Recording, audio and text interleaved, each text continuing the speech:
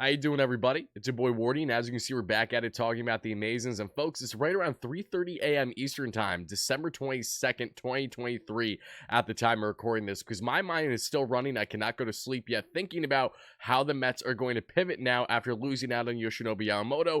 As many of you guys are first still waking up to this news, yes, Yamamoto is an LA Dodger along with Shohei Ohtani, this time on a 12-year, $325 million contract with a couple opt-outs. The same exact contract that the Mets initially offered, but then Yamamoto turned into the Dodgers, said match this and I'm going to be LA Dodger right away. That is pretty much what happened until proven otherwise. Now, if we find out, obviously, that the Mets had a chance to have the final counter offer and they didn't, then I'm going to be the first to tell you how ridiculous that is that they did not go out of their way to do that. But the belief and understanding as of now is that the Mets, of course, had that big offer on the table, was bigger than the Yanks, had a couple opt-outs, which was very appealing for Yamamoto. That way, there wasn't a long-term commitment should he not wish. Say after 5 years or even after the 8th year, no less, he turns us to the Dodgers and says, I would love to play with you guys. If you match this offer, I'm going to head to LA. That's exactly what happened. So now we have to look at what is next for this Mets team. Whether we want to talk about it or not, that's a reality. Yoshinobu Yamamoto, at least for the next 5 years, will not be a New York Metropolitan. And yes, I say at least the next 5 years, because there is a possibility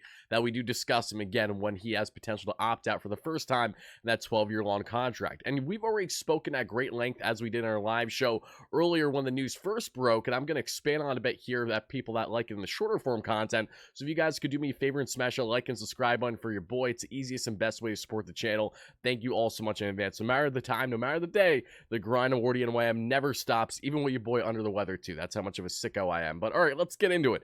We know the Mets have a lot of moves to make. They still need to add at minimum one more starter for their rotation. Unfortunately, it's not going to be ace caliber to the likes of Yamamoto, not even close. But what is their best ability to land there? We're about to get into. They still need to land an outfielder. They need to rectify the bullpen. They have plenty more moves that they need to make. And it was reported that this Yamamoto sweepstakes was holding the Mets back for obvious reasons from pursuing other moves or really going forward with them, because they need to make sure once Yamamoto, that domino fell, and they landed him, okay, then they would operate as such. If they didn't land him, then they would have a plan in place on really how to pivot. Now, of course, there's options for the Mets via the trade market with guys with multiple years of control, but that's such a big toss-up at this point in time that I'm going to really emphasize what the Mets can control more than likely, and that is the free agent market here, which is why we're going to start by talking about a starting pitcher that I truly hope the Mets at minimum do their best efforts to land, even if they do not land him in the end, that being a fellow MPB pitcher, this time not in Yoshinobu Yamamoto, but Shota Imanaga, that I talked about endlessly here on the channel. Let's get into Imanaga a bit about his numbers, what I like about his game, maybe what I don't like about his game, everything in between. Let's also make sure I throw up the highlights for you guys too here. And Imanaga, there you go. Give it a second. The highlights are about to pop up now. Shout out to Shota. So for those that don't know Shota Imanaga, you see the stat line down below is a little bit different than his actual stat line. He's pitched in 21 or 22 games in the MPB and has a 2.80 ERA, not a 2.71. I did this stat line months ago when the Mets were first connected, as they were showing interest in the veteran MPB starter. But Shota Imanaga is projected to get around the same contract as Kodai Senga did, which was 5 years at $75 million. I mean, who's complaining about that? If you're the New York Mets here and you land, say, Shota Imanaga, look, 325, including additional $50 million, so $375 million is what it costed the Dodgers to land that being in Yamamoto, and the Mets were willing to pay the exact money, the $50 million, of course, being the posting fee that comes with it, and I think he's getting a $50 million bonus on top of that with the Dodgers contract. So much money, it's insane. Point is the Mets are still going to spend this offseason. They're not going to spend like drunken sailors. They're not going to overspend for the likes of a Blake Snell on a long-term deal. They're likely not going to overspend on a mid-rotation option like Jordan Montgomery as much as they would like him. So because of this reason, we've been under the understanding as fans that we shouldn't have these crazy high expectations for what the Mets are going to do to rectify the rotation, at least how it's going to look on paper heading into the season.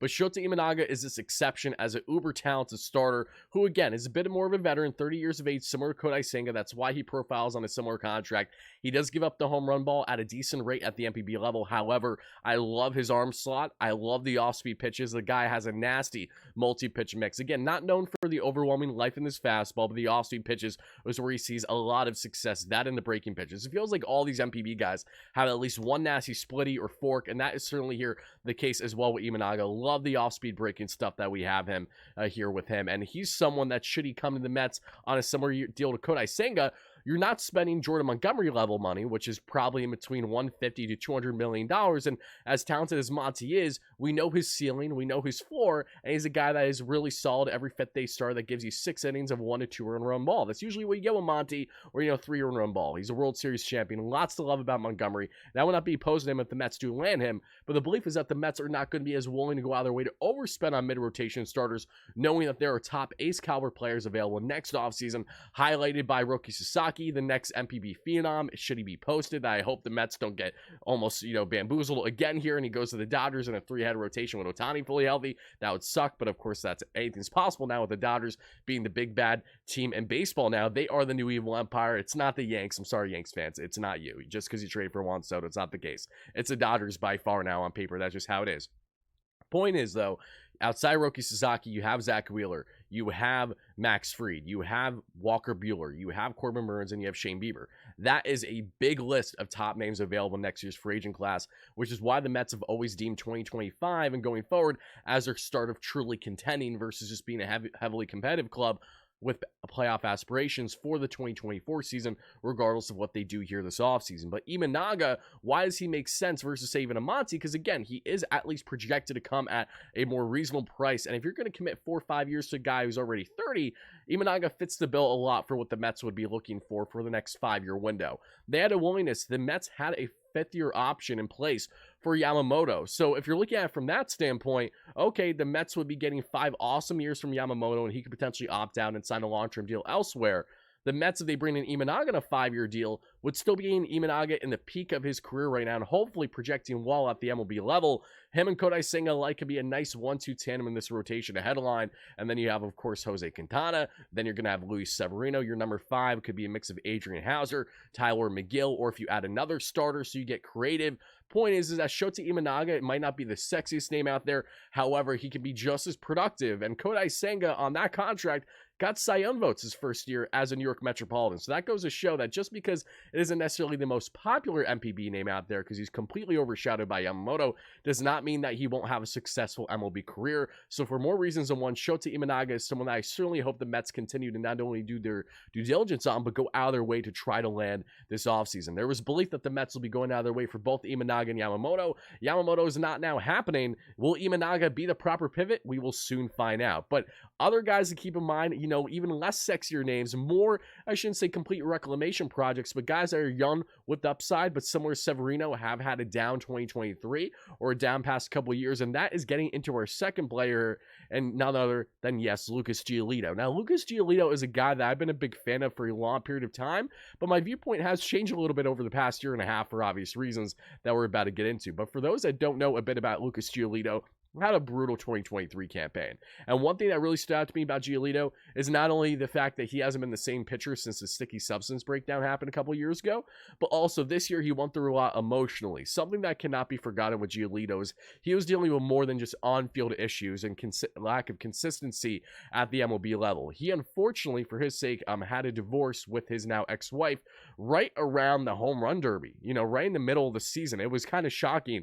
He came out with this announcement out of the blue when the home run derby was happening. I was in San Diego at the time, like, oh, wow. Oh, this is very unfortunate. I'm sorry to hear this for Lucas. Giolito's always seemed like a very nice guy. I don't know what happens in his personal life, obviously, but that's a big thing to deal with.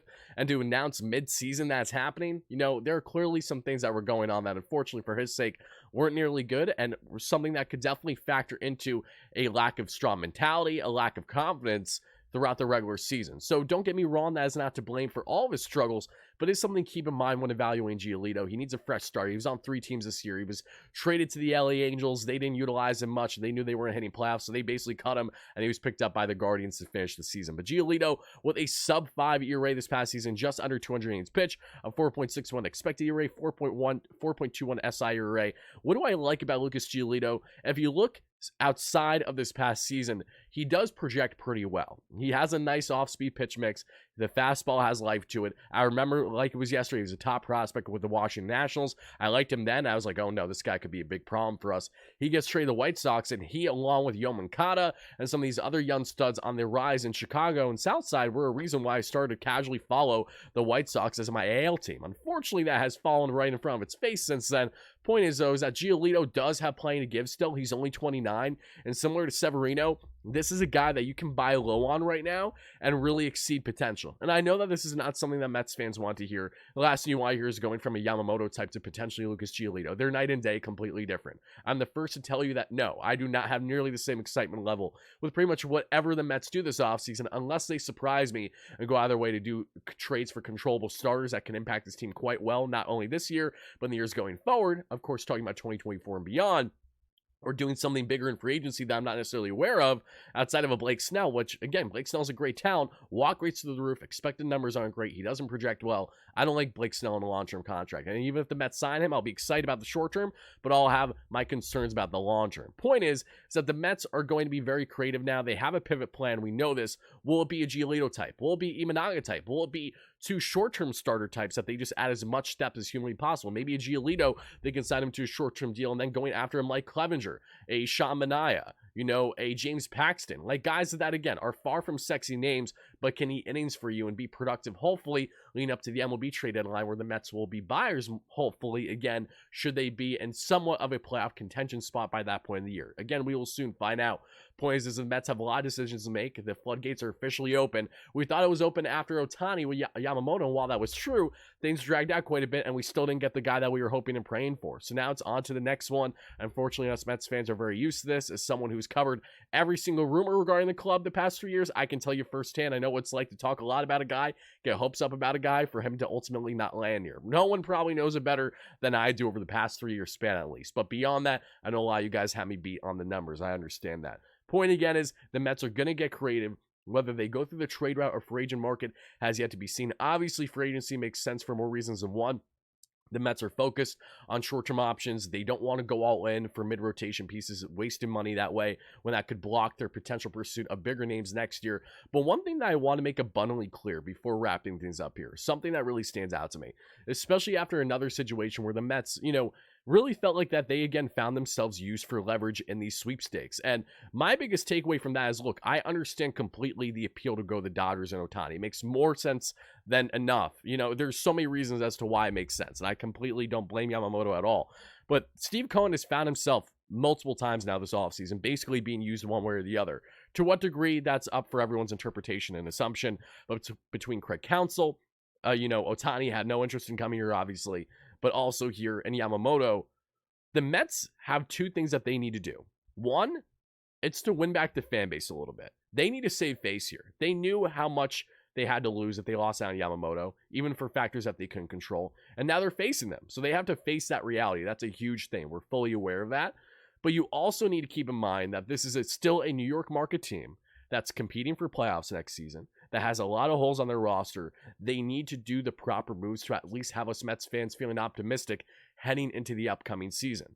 This is not a rebuild. This is not a year where the Mets are punting. And the reason why I feel very confident the Mets are not planning on punting heading into 2024, it's because of factors like this. Why did Yamamoto choose the Dodgers or the Yanks as his preferred destinations for the longest time over the Mets? It's because of their storied history as a franchise and their ability to be continued competitors for a World Series championship each and every year. If the Mets go into 2024 and are trying to sell a punt year, it's not only going to lose the fans right away, which is why it's not going to happen, but two, it's also going to hurt their odds and chances and landing top free agents in the 2025 market, which is headlined by Juan Soto. And then, of course, you got into all those pitchers I discussed. The Mets want to avoid these situations going forward. They do not want to be used for leverage. And the best way to avoid that is by putting the best on-field product while being reasonable, understanding that you're not going to act like a drunken sailor. You want to put up a competitive roster. The Diamondbacks last season proved you can just be a couple of games above 500 and have a deep run. The Phillies 2 years ago in the first year of the new playoff format proved that as well. Again, you don't need to be the flashiest team. You don't need to be the sexiest team. No one is expecting this Mets team to win the World Series next year. So if they even crack playoffs a little and have any run, it'll come as not only a surprise, but truthfully, I'd imagine most Mets fans will come away happy with that result, given where we currently stand as an organization. But once more, they need to make sure that they save face to a degree this offseason for the fans and for themselves and for how players perceive the organization in years going forward. If they go out of their way to do absolutely nothing, have a complete punt year, say, let's talk hypothetically, they just have a horrendous season from the start and it was all part of the plan. That's not going to be the case, but let's just say that was going to be the case here, right? That's not a good selling point for top free agents in the primes of their careers that are A, looking for paydays, but in the case of a lot of them too, they're looking for more than paydays. They want to get paid and go to a consistent contender. And if teams can offer that, but the Mets only can offer the money, even if the Mets offer an overpay, we've learned that that might just not be enough because there are many other factors that come into play with each individual player and what they evaluate in signing a mid to long-term deal. So Mets fans, that is what I will leave you with. I want to know your thoughts in the comments down below. Your thoughts, how do you perceive this Mets team to properly pivot after losing down Yoshinobu Yamamoto this offseason? What do you think is the best idea for them to do versus what do you think the reality is going to be? Is that going to be the same? Are you going to be disappointed, happy? Whatever your thoughts are, drop them down below. Yes, the salt in the wound is still there with Yamamoto. We're going through it together. But as always, through happiness, grief, and everything in between, we're covering it all here at WardyNYM. Thank you all so much for the support. As always, let's go Mets, baby. Peace out.